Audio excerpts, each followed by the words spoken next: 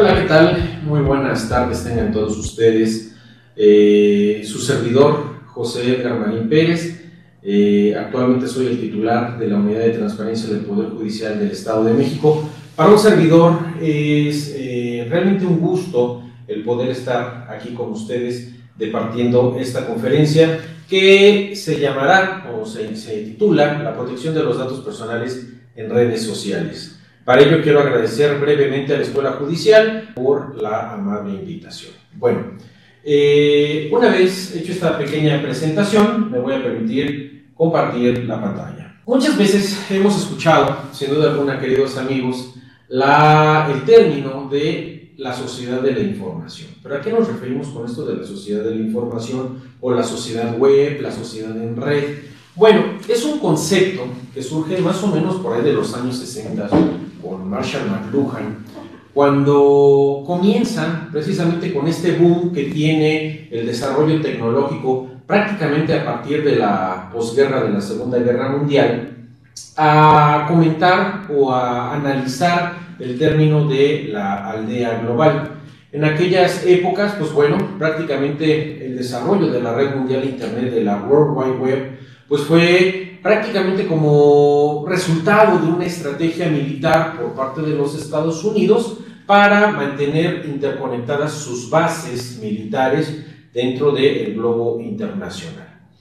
Ello llevó a que, pues bueno, el boom tecnológico de esa red militar posteriormente pudiera ser usado para fines científicos, tecnológicos, y hoy en día el uso de la red mundial de Internet pues se ha extendido prácticamente al uso de toda la ciudadanía o del grueso de la población a nivel mundial. Por ahí de los años 80 y 90, Manuel Castel también empieza a analizar ese concepto de la sociedad en red, en donde, pues bueno, prácticamente las relaciones humanas se iban a marcar a partir del uso cada vez más acendrado de las tecnologías de la información y la comunicación y por ende también de la red mundial Internet. Y es así como tenemos que prácticamente todas las personas nacidas después de los años 1995 son conocidos como los Digital Babies, de acuerdo a Mark Prensky, ¿no?, en su obra de 2001, ya que, de acuerdo a la visión de este autor, no conciben un mundo sin el uso de la tecnología, de la red mundial Internet y también, desde luego, de la tecnología móvil y de esa explotación de información tan grande que ha traído precisamente el uso de estas tecnologías en el cotidiano. Una de las señales de esa identidad es que no solo emplean las tecnologías de la información y la comunicación, sino que viven dentro de las redes sociales virtuales, donde se pasa gran parte del tiempo compartiendo novedades, vivencias personales y de igual manera compartiendo información de la más diversa índole. Bajo esta tesitura tendríamos que empezar analizando, antes de entrar a la temática de la protección de los datos personales, de qué son las redes sociales, me gustaría empezar con esta visión de la personalidad digital, ¿no? Y la personalidad digital es precisamente ese constructo de carácter social determinado por ciertas influencias o poderes hegemónicos, de acuerdo a las ideas de Zygmunt Bauman en su Modernidad Líquida, en donde el propio Bauman dice, bueno, pues existe una personalidad cotidiana que tiene el individuo, pero también habla de la construcción de una personalidad digital. Personalidad digital que va a estar alienada precisamente bajo esta interrelación, ¿no?, que va teniendo el individuo con las fuerzas de mercado, con los estereotipos sociales o con los dictados que se van dando a través del uso de las tecnologías o bien a través de ese constructo que queremos dar a conocer dentro de una realidad virtual. Y es así también como Pierre Bourdieu habla del hábitus y el capital simbólico, que no es otra cosa, queridos amigos, más que esa serie de interrelaciones que van a estar preconcebidas o que van a estar alienadas precisamente al uso de cierto lenguaje, de ciertas características sociales, de ciertos dictados sociales y por ende también de ciertos estereotipos que va dictando una determinada sociedad en un tiempo determinado y desde luego, pues bueno, de acuerdo a la modernidad que estamos viviendo, pues el uso de las tecnologías de la información. ¿Dónde podemos ahora sí ubicar al derecho de protección de los datos personales? Bueno, la protección de los datos personales o el derecho de protección de datos personales forma parte de ese amplio derecho de la información. Dentro de ese derecho de la información encontramos el derecho de acceso a la información pública y la transparencia por un lado y por el otro el derecho de protección de datos personales. Es decir, ambos forman parte de ese universo. Pero mientras por un lado la transparencia y el derecho de acceso a la información se van a regular a través de normas que pues van a tener precisamente una naturaleza estrictamente pública, en el caso de la protección de los datos personales se deben de adoptar la serie de criterios, de normas y de principios que protejan y tutelen la información que hace identificada o identificable a una persona al interior de una sociedad. Entonces, aunque hablemos de dos elementos que confluyen dentro de ese derecho de la información, pues estamos hablando de dos derechos completamente distintos, disímbolos. Muy bien. Entramos, ¿qué son ahora sí los datos personales? Ya lo habíamos dicho hace un instante, los datos personales es toda aquella información concerniente a una persona física que puede ser identificada o identificable.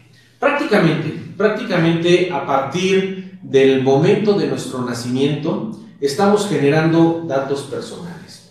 Datos personales que a lo largo y ancho de nuestro tránsito vital se van a ir multiplicando, como lo pudiera ser un número de cédula profesional, un número de pasaporte, un número de seguridad social, un número de registro en el Registro Federal de Contribuyentes, en el Registro Federal de Electores, y prácticamente a lo largo y ancho de nuestra vida estaremos generando esta información que me va a ser identificable dentro de una sociedad y con ello también va a marcar ciertos aspectos que se vinculan con el derecho a la privacidad y con ello también al derecho a la intimidad. Aquí quisiera hacer un paréntesis porque todavía sigue en el debate.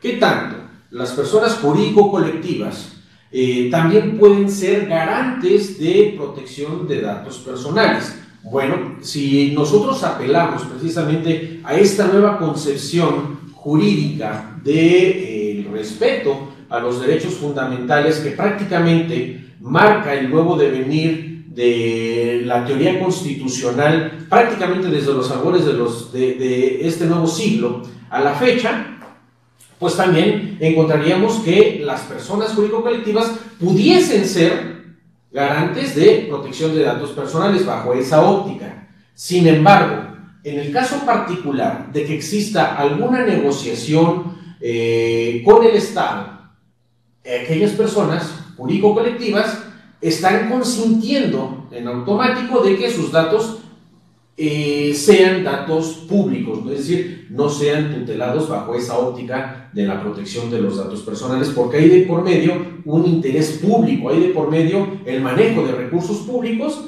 y también, desde luego, pues el derecho a un escrutinio público por parte de la ciudadanía para conocer respecto de esa relación que existe entre el Estado y la persona jurídico-colectiva. Bueno, pero ya adentrándonos al derecho de protección de datos personales, ¿cuáles serían los elementos que van a coincidir dentro de este y que, bueno, le van a dar vida? Por un lado tenemos el ejercicio de los derechos ARCO, de los ejercicios de los derechos de acceso, rectificación, cancelación y ahora bueno, también la oposición y también la portabilidad, el derecho al olvido, bajo esta visión garantista que tienen los individuos para poder ejercer un derecho de cancelación de datos personales dentro de la red mundial Internet, sin que exista de por medio un ámbito estrictamente público, ¿no? Tenemos el derecho a la intimidad, que no es otra cosa más que aquella prerrogativa que tiene el ciudadano para tener ciertos aspectos de su vida bajo control.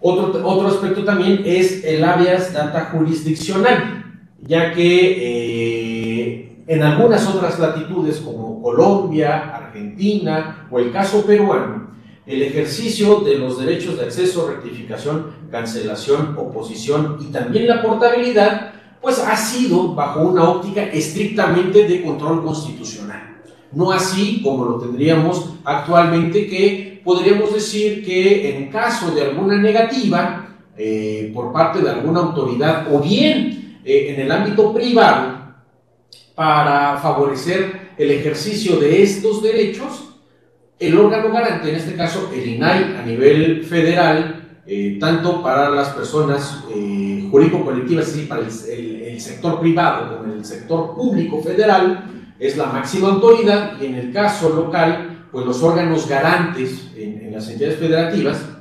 estaremos hablando de que es un mecanismo de justicia de estos derechos, pero netamente administrativo y no así jurisdiccional, como sucede en estos casos. El derecho al honor, que va a ir relacionado con el derecho a la imagen, que no es otra cosa más que ese control que decíamos de la vida privada, de ciertos aspectos sensibles que pueden manchar la buena reputación de una persona dentro de una red mundial, pues también forma parte de este derecho de protección de datos personales. Y la seguridad en materia de datos personales, que se vincula precisamente con esa protección de datos personales en redes sociales, pero también con la serie de mecanismos jurídicos, administrativos y de herramientas tecnológicas para poder garantizar la inviolabilidad de dichos datos personales, y que pues hoy en día le conocemos como ciberseguridad. Pero bueno, ahora sí encontramos qué son las redes sociales. Bueno, las redes sociales, queridos amigos, no son otra cosa más que páginas o mecanismos de interacción tecnológica que permiten a las personas conectarse con sus amigos e incluso realizar nuevas amistades a fin de compartir contenidos, interactuar, crear comunidades con intereses similares, trabajo, lecturas, juegos, amistad, relaciones amorosas, etc. Prácticamente el boom de estas redes sociales se da pues prácticamente con la llegada de este nuevo siglo. Tenemos algunos antecedentes bastante interesantes, como por ejemplo el Hi-Fi, ¿no? Por ejemplo el Napster, que era una comunidad virtual para poder compartir música. Y bueno, hoy en día tenemos muchos ejemplos como el gigante de las redes sociales, Facebook, que pues crea este joven de la Universidad de Harvard, Mark Zuckerberg. Y bueno, también tenemos Twitter, actualmente dirigido por Elon Musk. Tenemos Tinder, tenemos Snapchat, tenemos Instagram, tenemos LinkedIn, tenemos muchas otras redes sociales que hoy en día marcan también la forma en la que los ciudadanos interactúan dentro del mundo digital. Y ojo, también hay que ver que cada una de estas redes sociales va a tender a una naturaleza. Es decir, por ejemplo, Facebook va a estar centrada, sí, en el ámbito de las amistades, pero por ejemplo tendremos redes sociales que van a apelar a un público estrictamente deseoso de imágenes, como pudiese ser el caso de Instagram, o la interacción de ciertos personajes públicos, o compartir noticias, como en el caso de Twitter. Es decir, cada una de estas redes sociales va a estar marcada bajo ciertos intereses, cierto perfil, y bajo cierta tónica que va a dar el mercado hacia el cual van dirigidas todas y cada una de ellas. Ok. Las redes sociales se han convertido en un medio fundamental de comunicación, conectando usuarios de todo el mundo e incluso en momentos trágicos, como sucedió en México en el terremoto del año 2017 o al inicio de la pandemia. Para nadie es desconocido, y aquí sí quisiera, si me lo permiten, dejar claro la postura de esta charla del día de hoy. No es la filosofía de esta conferencia el venir a crear una visión tremendista en contra de las redes sociales. Creo que negar el uso didáctico, constructivo que han tenido las redes sociales en el ámbito mundial sería como regresar a la Edad Media, ¿no? Decir que pues toda la Edad Media fue perjudicial para la sociedad de su momento, ¿no? Claro que a la luz de la Edad Media, pues bueno, tuvimos mentes preclaras como Erasmo de Rotterdam, como el propio Tomás Moro. Entonces no podríamos generalizar respecto a que todo ha sido negativo en el ámbito de las redes sociales. Y quizás adelantándome un poquito más para allá, el fin de esta conferencia va a ir dilucidando cuál es el uso responsable que tenemos que darle precisamente, o tendríamos que aspirar a darle a estas redes sociales.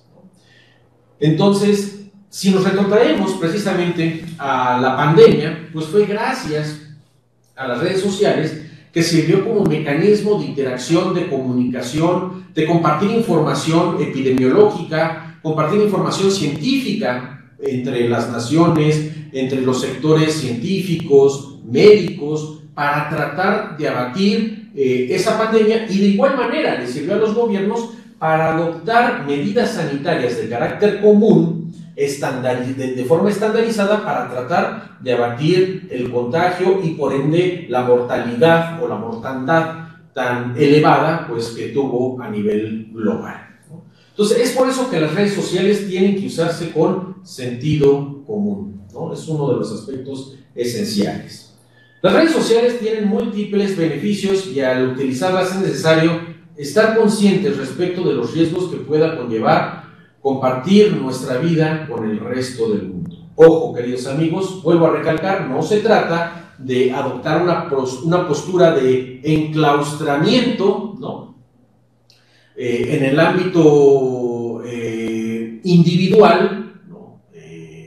Porque bueno, hoy en día prácticamente con un clic, a un dispositivo móvil conectado a la red mundial de Internet, podemos tener información que se está generando en tiempo real en otras latitudes dentro del orbe mundial. Entonces, ¿tiene múltiples beneficios las redes sociales? Claro que sí, definitivamente. Ha apoyado también incluso, ¿no?, grandes movimientos de carácter social. Pudiéramos mencionar la primavera árabe. Ustedes recordarán que lleva a la caída de los gobiernos en Túnez, de las dictaduras en Túnez, de las dictaduras en Libia, ¿no?, del levantamiento en Egipto contra Hosni Mubarak, ¿no? Y bueno, pues esto lleva también a la difusión de las ideas de la libertad, las ideas democratizadoras, ¿no?, que en el ámbito de la modernidad resultan sumamente necesarias, porque pues ya no podemos hablar de sociedades estricta y totalmente aisladas. Me voy a permitir dar unos datos, y aquí pediría una disculpa porque no encontré datos más actualizados, pero de acuerdo al Instituto Federal de Telecomunicaciones, en el año 2017 en México existían más de 18 millones de cibernautas suscritos a una red social. 60% de esos usuarios en redes son del sexo femenino, son mujeres. Los adultos entre 25 y 40 años son los más activos. ¿Por qué? Bueno, aquí pudiera explicarse porque dentro de las reglas que tienen algunas redes sociales, como el caso de Facebook, se requiere cierta edad mínima para poder firmar un contrato de adhesión, ¿no?, a esta red mundial de Internet. Ciertamente encontramos muchos casos en donde existen una infinidad de menores de edad que pues evaden esta edad, ¿no?, y que pues siendo menores de edad están sacando una cuenta dentro de una red social, como el caso de Facebook, Twitter, Snapchat, Instagram, etcétera, ¿no? ¿Por qué? Por esa falta de supervisión y a lo mejor de rigidez por parte de las redes sociales para acreditar y garantizar que la persona en efecto sea mayor de edad, ¿no? Pero bueno, eso también ha permitido, ¿no?, la libertad y el boom desmedido que ha tenido el impacto y el crecimiento de las redes sociales a nivel global, en donde no existe de manera total, a rajatabla, una condicionante para acreditar estos aspectos. En México, los internautas dedican más o menos un total de 23.9 horas a la semana y sus principales actividades son revisar correos electrónicos, 97%, usar el Messenger de Facebook, 82%, enviar documentos a través de email, 83%, y acceder a redes sociales en un 70%. Aquí quiero nuevamente aclarar que son datos del año 2017, ¿no? Sin embargo, esto nos llama mucho la atención porque pudiéramos hablar, aquí se habla de un 70% en ese año, en ese año 2017, y si tomamos en consideración que este estudio del IFETEL se realizó antes de la pandemia, pues seguramente los datos actualizados se habrán incrementado de manera exponencial. Porque ustedes recordarán que parte de ese aislamiento, ¿no?, llevó a que las redes sociales fueran la ventana para mirar al mundo de muchos ciudadanos, ¿no?, de muchos ciudadanos que de pronto vieron acotado su interrelación humana. Y pues las redes sociales se convierten en esa ventana o en ese escaparate para poder tener acceso a la información de primera mano que se estaba generando en tiempo real, en tiempos de aislamiento, ¿no? Y en donde pues el pánico lógico que se creó por el crecimiento exponencial del número de contagios, pues llevó a la ciudadanía a aislarse en sus hogares. Pero bueno, dejando este contexto, otro dato interesante es que el tiempo de conexión a Internet a través de teléfonos celulares se incrementó de 1.5 horas a la semana con respecto del año 2010, ¿no? Entonces, repito, estos datos son hasta el año 2017. Resultaría interesante ver al día de hoy, año 2023, qué tanto ha incrementado ese uso de redes sociales dentro de, pues de la actualidad, tomando en consideración dos aspectos esenciales. El primero, el surgimiento de nuevas redes sociales, ¿no? Y dos, el impacto que está teniendo actualmente la penetración de las inteligencias artificiales. Pero bueno, ¿qué datos se pueden conocer de una persona dentro de las redes sociales, ¿no? Algunos datos, ¿no?, que se pueden obtener, simples, es el nombre, la dirección, el teléfono, el estado civil, estado de salud física o mental, el ejercicio de alguna profesión, o bien ciertos intereses, ¿no?, que los metadatos de estas redes sociales van captando y van dinamizando en una publicación exponencial dentro de las redes sociales, ¿no? Es por ello que el hecho de que las personas que no conocen o sepan tus datos pueda ser vulnerable a la ciudadanía, ¿no? Y ese es un aspecto, creo yo, bastante interesante, porque si bien es cierto, llevamos años en donde constantemente los medios de comunicación comunicación, los órganos garantes, algunas instituciones de la sociedad civil organizada han puntualizado respecto de la responsabilidad, el control que deben tener estos aspectos de la vida privada para no hacerlos públicos y mantenerlos en un ámbito de restricción, pues vemos que esto no ha sido posible, dado que si alguien se inscribe dentro de una red social, pues es precisamente para darse a conocer. Para darse a conocer, y también otro aspecto esencial es que pues no se puede tener la certeza de el grado de control que tienen los menores de edad de esta información. Información que pudiera ver amenazada no solamente su seguridad, sino la seguridad de sus más cercanos, de sus familias, del patrimonio, ¿no?, de sus padres, ¿no?, y pues bueno, de ciertos aspectos de relevancia que los pudiesen poner en riesgo de grupos de delincuencia organizada que están ávidos y avispados para obtener esta información y poder realizar conductas delictivas. Bueno, muchas redes sociales ofrecen un formulario animado para completar el mayor número de datos posibles. Y aquí hemos hablado de los metadatos.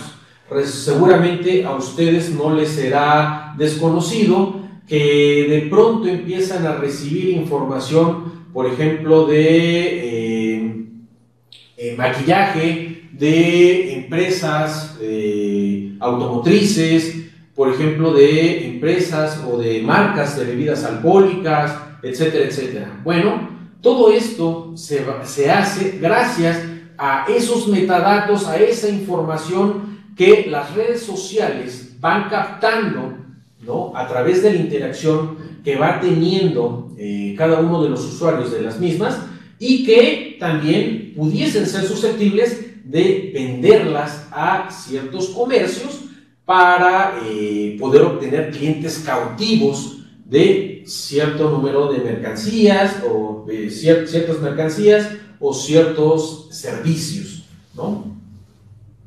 Se proporcionan datos personales al inscribirse en la red social, pero también durante su uso, al compartir imágenes, fotografías, videos, ubicaciones, comentarios, creencias y pensamientos.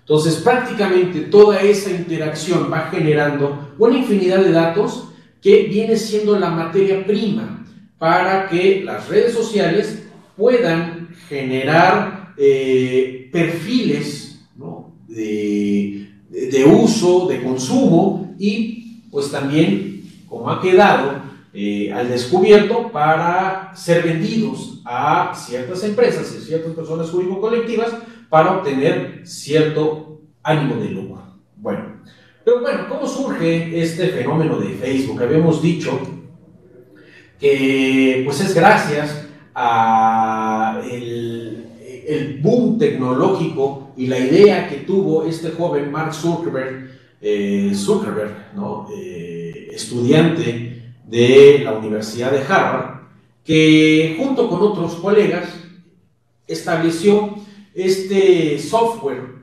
para mantener intercomunicados a los alumnos de esta universidad. Claro que dentro del desarrollo de esta red social, de este software, empezó a crecer cada vez de manera exponencial, que hoy en día pues es una red con alcances ilimitados y extendida prácticamente en todo el globo internacional. Quizás, bueno, los únicos países en donde se encuentra ciertamente limitado, por ejemplo, tenemos el caso de China, pero bueno, pues todo el mundo sabe que China tiene ciertas restricciones respecto al uso de redes sociales, e incluso dentro de ordenadores electrónicos por el régimen socialista bajo el cual vive, ¿no? Pero prácticamente esto ha generado un boom tremendo de las redes sociales. En el caso de Facebook no ha sido contrario, ¿no? Facebook es uno de los sitios más populares en el mundo, pero brechas de seguridad se están encontrando muy frecuentemente no es tan seguro como la gente piensa, ¿no? Y recordaremos que prácticamente hace unos años, después del escándalo de esta empresa Data Analytics, ¿no? Incluso fue llamado Mark Zuckerberg a comparecer ante el Capitolio, ante el Congreso de los Estados Unidos, por presuntamente vender información de perfil político-electoral, ¿no?, a ciertos actores políticos o bien a partidos políticos, Data Analytics, para favorecer en contiendas electorales a ciertos actores respecto de otros, ¿no? Presume actualmente Facebook que tiene más de 400 millones de usuarios, pero surge una pregunta, ¿no? ¿Están bien protegidos los datos personales de identidades indiscretas, de estafadores y de vendedores no deseados? La pregunta sigue en el aire. Incluso cuando fue cuestionado este señor Zuckerberg en el Congreso de los Estados Unidos, pues bueno, él no supo realmente qué mencionar al respecto, y ello ha llevado también a el ir generando ciertas políticas, el ir generando estándares, el ir generando mecanismos para que los usuarios puedan tener ciertos controles respecto de la información. Sin embargo, vuelvo a recalcar, no todos tienen esa responsabilidad, ¿no? Y bueno, algunos datos personales usuales que compartimos en redes sociales, ya habíamos dicho: nombre, sexo, dirección, teléfono, correo electrónico, estado civil, colegio, ocupación, intereses, pensamientos, creencias, ubicación geográfica, perfiles incluso de preferencias sexuales, ¿no? Gustos, por ejemplo, de viajar a algunos lugares, a algunos sitios, preferencias gastronómicas, etcétera, etcétera. Actualmente, investigadores de la Universidad de California establecen que el 41% de los usuarios de Facebook revela información personal a cualquiera de manera indiscriminada. Y este es uno de los aspectos que nos lleva precisamente a tener este tipo de charlas en el Poder Judicial, porque el Poder Judicial del Estado de México, como institución de vanguardia, tiene que ser sensible a este tipo de fenómenos sociales que se están llevando a cabo, y no solamente en un ámbito de prevención por cuestiones de seguridad en el ámbito interinstitucional del propio Poder Judicial, es decir, de todos de quienes trabajamos dentro de esta institución, sino también en el ámbito de las personas con las que nos interrelacionamos. Es decir, muchos de los compañeros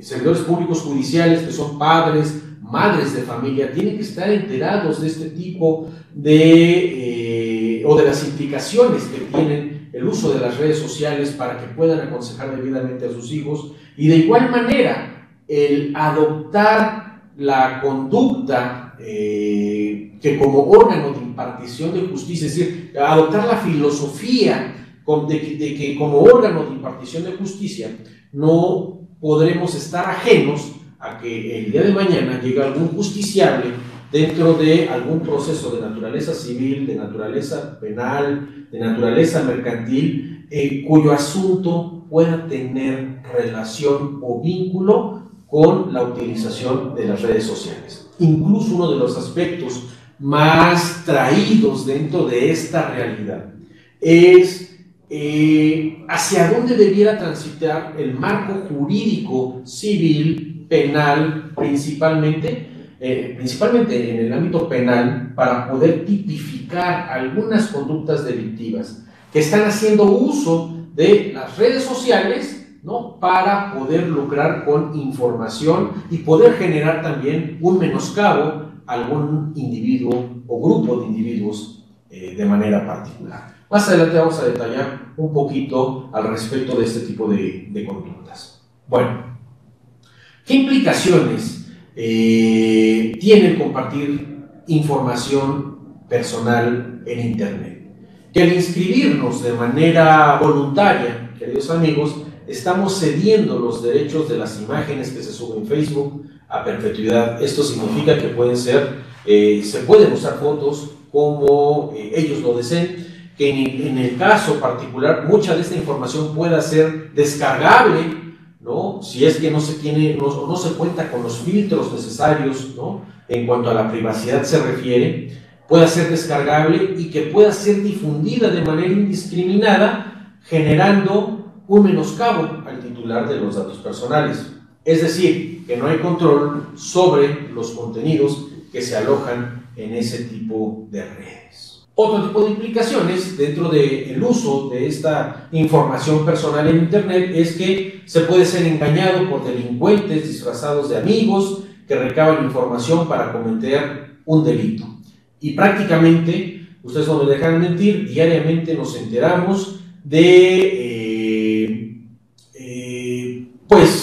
casos lamentables de extorsión, de ciberextorsión o de fraude electrónico a través del uso de este tipo de tecnologías.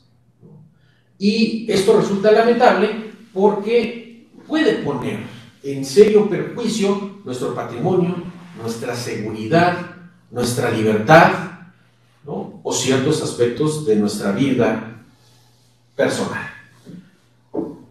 La información puede ser recabada para crear perfiles de consumidores, perfiles falsos, ¿no? Y pues bueno, seguramente a muchos de ustedes les ha pasado que nos hablan a las 7 de la mañana para ofrecernos un producto, una tarjeta de crédito, alguna membresía, la participación dentro de algún club social, y uno se pregunta, bueno, ¿y cómo se obtuvo mi información? Pues bueno, gracias a este tipo de información que los metadatos están arrojando dentro del impacto que se tiene dentro de las redes sociales. La información detrás de los likes de Facebook. El usuario no es consciente de la gran cantidad de información que puede llegar a generar en red. De acuerdo a un estudio de 2016, los investigadores que comentábamos de la Universidad de California, Campus San Antonio, procesaron los likes, es decir, los me gusta en Facebook de un grupo de usuarios y fueron capaces de dibujar perfiles muy fieles de la realidad sobre hábitos o situaciones personales de los usuarios.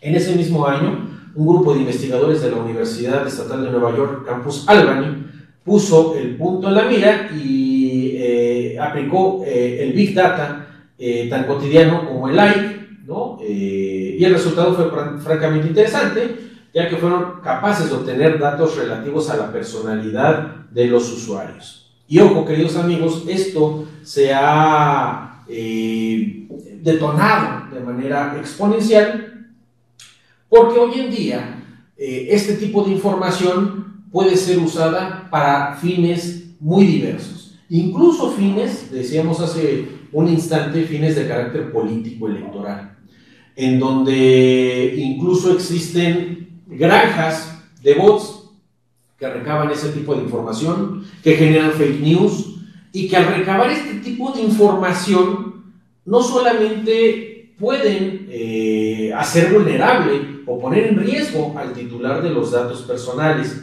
sino que también existe el caso particular que al ser una red mundial Internet, no existe una idea clara del ámbito de la jurisdicción, ¿no?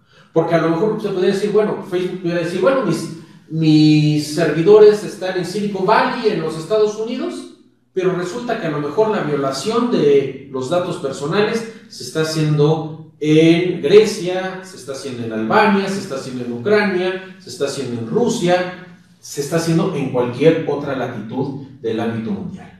Y si entramos al ámbito de la jurisdicción, ¿no? Ahí empiezan a tener ciertas restricciones el ejercicio de la justicia en el ámbito de este tipo de vulneraciones de información para poder tener la certeza de qué manera voy a actuar, de qué manera se puede investigar la comisión de delitos y de igual manera poder llegar hacia la impartición de justicia y hacia una eventual sanción. Como usuarios de las redes sociales, nuestros datos pueden quedar expuestos al conocimiento público, lo que trae como consecuencia es la invasión a la intimidad. Es decir, que esos aspectos de la vida individual de una persona, ¿no?, que debieran, o bien a lo mejor la persona no tuvo a lo mejor la responsabilidad para mantener esos aspectos en reserva, en restricción, ¿no? Resulta que al paso del tiempo pueden ser liberados dentro de la red mundial Internet de manera indiscriminada y generar un conflicto de naturaleza que violente el derecho a la privacidad, ¿no?, y que por ende haga identificable al titular de los datos personales. Libertad para decidir qué información y cuál no se debe de compartir en Internet. Y seguramente, bueno, aquí tenemos un caso, ¿no?, en donde existen bandas de extorsión sexual que difunden ese tipo de información para obtener lucro, ¿no? Y con esto, pues bueno, violentar el derecho a la intimidad de las personas, el exponer a situaciones degradantes, ¿no?, a los titulares de los datos personales, bandas de sexting, como lo hemos visto, y pues bueno, para obtener cierta ganancia económica respecto de imágenes, videos que sean obtenidos de la red mundial Internet. Aquí tenemos un caso que salió en un medio de comunicación masivo y dice lo siguiente: Facebook, ¿no?, mujer creó perfil falso y atacó a la ex del novio. Entonces, digo, no aspira a ser esta charla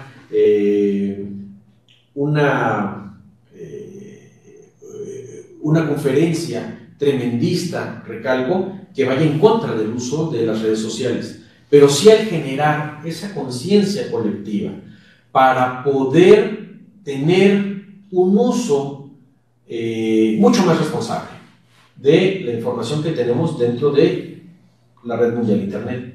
¿Cómo proteger a mis seres queridos? No todo en redes sociales es malo, ya lo recalcamos. Lo que realmente es malo es dar nuestra información a ojos cerrados. Por ello es que hay que aprender a utilizar las tecnologías de la información de manera responsable y en nuestro beneficio. Lo que decíamos, para nadie resulta extraño que el uso de las tecnologías de la información y la comunicación, particularmente de las redes sociales, puede ser utilizada de una manera productiva. Por citarles algún ejemplo, yo como usuario de la red Twitter, ¿no?, me llama mucho la atención esta red social porque a través de ella puedo tener acceso en tiempo real a comentarios de actores políticos, de comunicadores, de institutos o centros de investigación en tiempo real. Incluso, bueno, a mí me ha llamado mucho la atención como cuando ha habido movimientos telúricos a nivel nacional, en Facebook, en Instagram, la información es mucho más tardada para que empiece a fluir respecto de el epicentro, intensidad de dicho movimiento sísmico, y en cambio en Twitter la información es prácticamente de manera automática. Pero ese es un uso o es un ejemplo para demostrar cómo el uso responsable de las redes sociales también pudiera tener pues un ámbito productivo. Algunas medidas de prevención y resguardo de esta información: bueno, evita ingresar datos personales, números telefónicos, direcciones y nombres de familiares en tus redes sociales. No indiques cuándo sales de casa, cuándo sales de vacaciones, a dónde llevas a tus hijos al colegio, dónde estudian, dónde trabajas, cuál es tu oficina, etcétera, etcétera, ¿no?, para no hacerte identificable y hacerte candidato a ser una víctima, ¿no? De alguna conducta delictiva. Revisa el listado de amigos que has ingresado o con los cuales has contactado o que has aceptado dentro de tus redes sociales.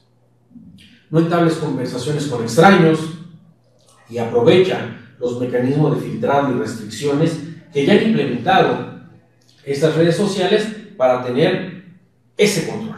¿Se puede extraer información a partir de los me gusta en Facebook? Dice, la respuesta es sí. Dice, se puede exprimir y procesar información para ofrecer información de valor que pueda modelar a los usuarios, segmentarlos y ofrecerles contenidos publicitarios específicos. ¿Qué averiguaron sobre usuarios? Bueno, que se puede distinguir la orientación sexual de voluntarios en un 88%, de acuerdo a este estudio de la Universidad de California. Se puede distinguir si el usuario era afroamericano o caucásico con un 95% de exactitud.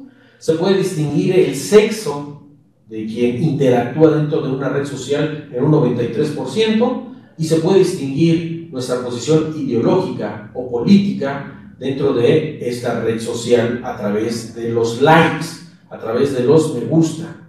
Y esto nos hace identificable y, ojo queridos amigos, como datos sensibles, todos y cada uno de estos aspectos pudiesen generar un menoscabo y por ende también hacernos víctimas de discriminación.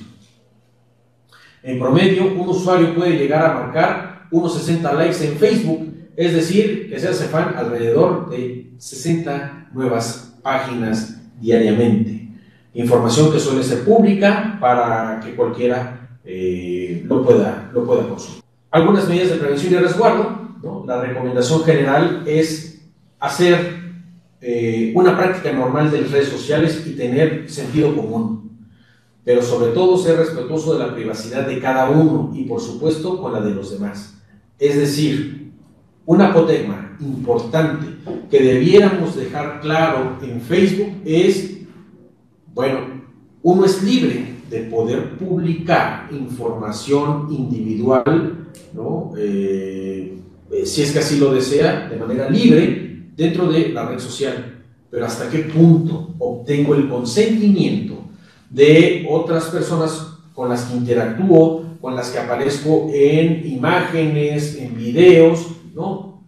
Para saber qué tanto a ellos les gustaría el ser expuestos dentro de una red social. Que no tengas Facebook y Twitter o que no estés inscrito en cualquier otra red social no significa que estés pasado de moda. Ese también es un aspecto esencial y que nos llevaría quizás a un debate sociológico sumamente amplio, ¿no? Con esta personalidad virtual de la cual nos hablaba precisamente Zygmunt Bauman o Pierre Bourdieu, en donde no necesariamente el caer en los estereotipos sociales dictados por la sociedad de consumo debieran marcar a una persona que carezca de red social como fuera de esa interacción mundial, ¿no? Es decir, offline, fuera de línea, ¿no? O bien también de pasado de moda, ¿no? Es decir, que no forma parte de esos dictados de esa sociedad de consumo y humo, como decía Mario Benedetti. Comparte de manera inteligente y responsable y segura en línea, al igual que en el mundo real. Defender el derecho a la privacidad resulta preponderante en este ámbito de la modernidad, ¿no? El hecho de responsabilizar de que el titular de los datos personales es el dueño de los mismos, ¿no? Y que solamente él tiene la facultad de decidir cómo, cuándo, a quiénes hace entrega de esa información o desea que se conozca esa información. Otra recomendación: cuando tengas que dar tus datos personales o proporcionarlos de otra persona, no estás obligado a brindar esa información. Es decir, no debe de existir esa medida de coerción para obligar a las personas de manera forzosa a brindar información si es que no se desea el ser susceptible de identificación o bien de una vulneración de carácter posterior. Comparte fotos personales y videos solo a gente que conozcas. Haz contraseñas difíciles, ¿no? También es un punto interesante y que se debe de tomar un especial interés, ¿no? Para poder obtener medidas que, aunque si bien es cierto no son medidas plena y totalmente invulnerables, por lo menos que sí cuesten un poquito de trabajo el que pueda ser fácilmente revelada esa información. Evita abrir archivos de remitentes no conocidos. Participa en actividades en las que te sientas seguro. Respeta los derechos de autor. Otro aspecto esencial, sobre todo si tomamos en cuenta el boom que han tenido las fake news dentro de estas redes sociales, ¿no? Información falsa, información que pone en riesgo no solamente gobiernos, instituciones, sino sobre todo a los individuos. La protección de datos personales es esencial en un mundo interconectado. Y bajo esta visión, uno es responsable de uno mismo, es decir, hay que cuidar la reputación online, ¿no? En la medida que el propio titular de los datos personales desee hacerlo. El cuidar del nombre, la familia, la reputación, forma parte de esa responsabilidad individual que se debe de ir generando en el usuario de las redes sociales, del titular de los datos personales. Y por ende también cuidar los contenidos que se sube a internet. Lo que decíamos, ¿qué es el sexting? Bueno, el sexting es una conducta que consiste en la difusión o publicación de contenidos, principalmente fotografías, videos de tipo sexual producidos por el propio remitente, utilizando para ello el teléfono móvil o algún dispositivo tecnológico. Lo hacen por diversión, pero también en muchas ocasiones se desea impresionar a alguien. Y con ello, pues bueno, cuando cae en las manos inadecuadas, puede ser susceptible de ciberextorsión. Entonces, ¿cuál es la mejor manera de evitar este tipo de conductas? Evitar tener este tipo de interacciones si es que pues, no se tiene la suficiente confianza, si es que no se conoce de manera total a la persona, si no se adoptan las medidas de seguridad esenciales en cuanto a la infraestructura tecnológica con la cual me estoy conectando a la red mundial de Internet, ¿no? Y sobre todo, y muy importante, si no deseo ser exhibido y que esa información pueda ser utilizada en mi contra en un futuro. La privacidad se entiende precisamente cuando se pierde. Los niños y jóvenes en línea deben ser conscientes tanto de las oportunidades que obtienen gracias al uso tecnológico de las redes sociales, pero también de los riesgos. Y ese es uno de los aspectos que queremos dejar sumamente puntual en esta charla. La responsabilidad, y no nos cansemos de decirlo, que se debe tener del manejo adecuado de una red social. No es, y lo vuelvo a decir por tercera ocasión, la finalidad de esta conferencia el venir a satanizar a las redes sociales, ¿no? Lo hemos dicho, utilizándola de una manera consciente puede tener grandes beneficios, pero también si no se hace uso de manera responsable, podemos poner en tela de juicio nuestro derecho al honor, nuestro derecho a la intimidad y sobre todo el derecho al honor y el derecho a la intimidad de las personas que me rodean. Un servidor se pone a sus órdenes en la unidad de transparencia de aquí del Poder Judicial del Estado de México. Les dejo mi correo electrónico institucional, jose.marin@pjdomex.gov.mx, los teléfonos de la oficina 7221-679200, extensiones 16-755 y 16-715. Por su atención, muchas gracias y que tengan todos ustedes muy buenas tardes.